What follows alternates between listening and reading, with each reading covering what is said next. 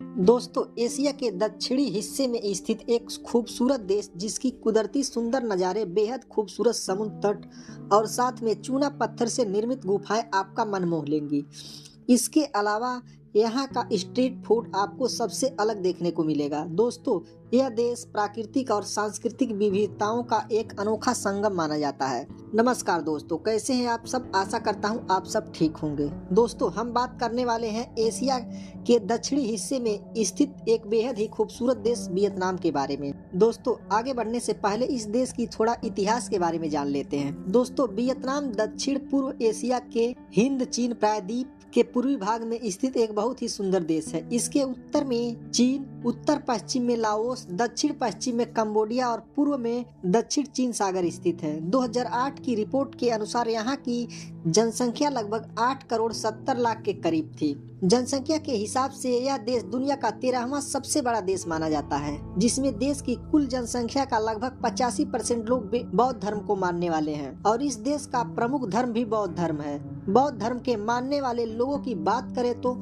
चीन और जापान के बाद वियतनाम तीसरा सबसे बड़ा देश है, जहां पर बौद्ध धर्म के मानने वाले लोगों की जनसंख्या सबसे ज्यादा है।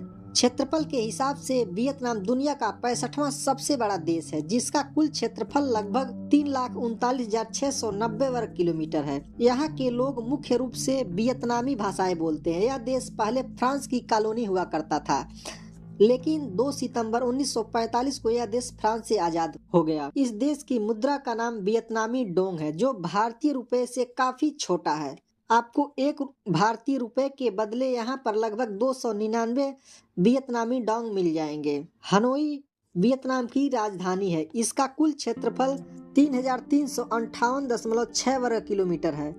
यह वियतनाम का दूसरा सबसे बड़ा शहर है। इस शहर को यहाँ का सांस्कृतिक और राजनीतिक केंद्र भी कहा जाता है और यहाँ का सबसे बड़ा शहर हो ची मिन है, जो 1975 से पहले दक्षिणी वियतनाम की राजधानी हुआ करता था। वियतनाम की जीडीपी 193.6 अरब डॉलर के लगभग है तथा प्रति व्यक्ति सकल घरेलू उत्पाद 2111 डॉलर है। दोस्तों, आपको जानकर हैरानी होगी कि वियतनाम के लोग कार की खरीदारी करने से ज्यादा बाइक की खरीदारी करना पसंद करते हैं। आपको जानकर आश्चर्य होगा कि 2015 में सिर्फ 3 लाख पंजीकृत कारों की तुलना में 40 मिलियन पंजीकृत मोटर बाइक थे।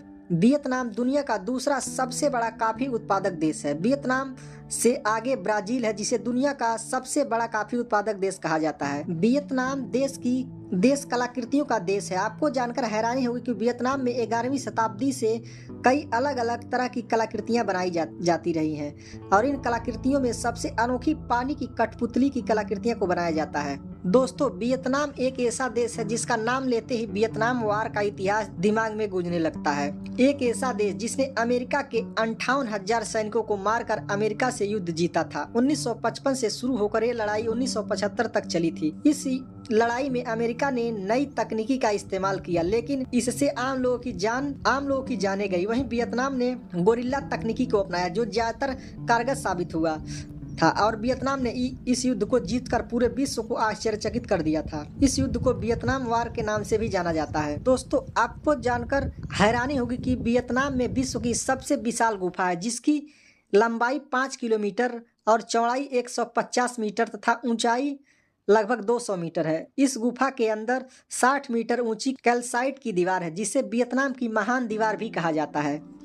वियतनाम देश में नया साल 1 जनवरी को नहीं बल्कि फरवरी के पहले सप्ताह में मनाया जाता है। इस सप्ताह को वियतनाम वासी विशेष रूप से शोर शराबा करके मनाते हैं। इनके अनुसार नए साल का आगमन शोर शराबे की ध्वनि से कर बुरी आत्माओं को देश से दूर रखने और दीर्घायु पाने के लिए किया जाता है। वियतनाम के लोग कुत्ते और बिल्ली का मांस ज्यादा खाना पसंद करते हैं। दोस्तों, आपको जानकर हैरानी होगी कि वियतनाम में एक अजीब तरीके की शराब मिलती है। इस शराब को एक बोतल में सांप बिच्छू रखकर बोतल के अंदर चावल आदि डालकर बनाया जाता है और सांप के जहर का असर खत्म करने के लिए एथेनॉल डाला जाता है। वियतनाम वासी इस शराब को बेहद चाव से पीते हैं और इसे नाग शराब के नाम से भी जाना जाता है।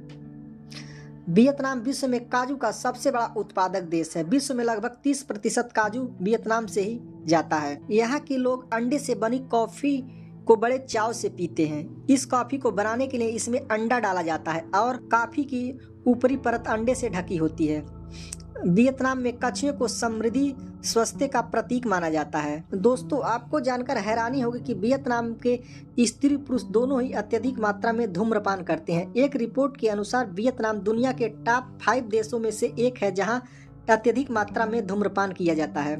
इस देश का प्रमुख भोजन चावल है, जो यहाँ का सबसे लोकप्रिय भोजन भी है, जबकि दूसरे स्थान पर फ्राई या नूडल्स आता है। वियतनाम में वियतनामी अजगर, कछुए और घोड़े सहित कई सांस्कृतिक प्रतीक हैं, जिनकी वियतनामी पूजा भी करते हैं। दोस्तों, वियतनाम दक्षिण पूर्व एशिया का एक खूबसूरत देश है। वियतनाम की प्राचीन राजधानी हू कला और वास्तुकला का प्रमाण है। हू के दक्षिण नदी के किनारे स्थित मकबरे पर्यटकों के आकर्षक का केंद्र है, चूंकि ज्यादातर मकबरे सम्राट के जीवन काल में ही बनाए गए थे।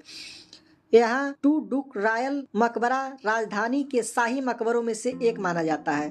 इसे चौथे युगेन सम्राट को श्रद्धांजलि देने के लिए 1864 और 1867 के बीच बनाया गया था। आपको बता दें कि वियतनाम पर लंबे समय तक कई सम्राटों का शासन रहा।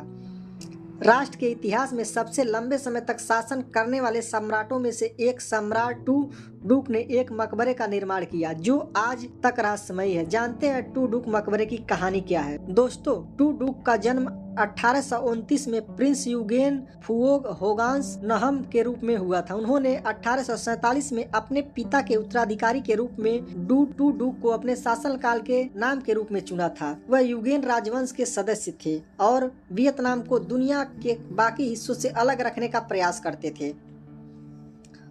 टू डुक मकबरे का इतिहास कई नामों से जुड़ा है। मकबरे का निर्माण 1864 में 50,000 सैनिकों की भागीदारी के साथ शुरू हुआ था। इस समय मकबरे का नाम वैन नियम कंपनी रखा गया था। इस बीच यहाँ काम करने वाले मजदूरों का जीवन बेहद कठिन था। उनके पास खाने के लिए पर्याप्त भोजन नहीं था और न ही पहनने के लिए पर्याप्त कपड़े थे। उन्हें अक्सर राड से पीटा भी जाता था। मकबरे का निर्माण करने वाले को असहनीय उत्पीड़न के कारण टू डुक सम्राट के खिलाफ बिल्डरों ने विद्रोह किया। विद्रोह विफल रहा और बिल्डर खून के समुद्र में डूब गए। इस घटना के बाद टू डुक सम्राट को वैन नियन कंपनी का नाम बदलकर खीम कुंग करना पड़ा और 1873 में मकबरा पूरा हो गया और टू डुक सम्राट अपनी मौत से पहले इस मकबरे में 10 से ज्यादा वर्षों तक रहे।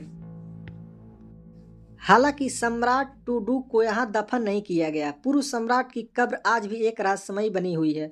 बताया जाता है कि इस रहस्य को मजदूरों के अलावा कोई नहीं जानता था, लेकिन सम्राट की मौत के बाद उन्हें दफनाने वाले 200 मजदूरों के सिर काट दिए गए थे। इसीलिए आज भी इस कब्र का राज नहीं खुल पाता है। दोस्तों, समंदर, छोटे छोटे पहाड़ और चारों तरफ धान के हरे भरे खेत बेहद ही खूबसूरत दिखते हैं। यह छोटा सा देश वियतनाम, अगर आपको विदेश घूमने का प्लान बिल्कुल कम बजट में बनाना चाहते हैं तो वियतनाम सबसे सुंदर जगहों में से एक है।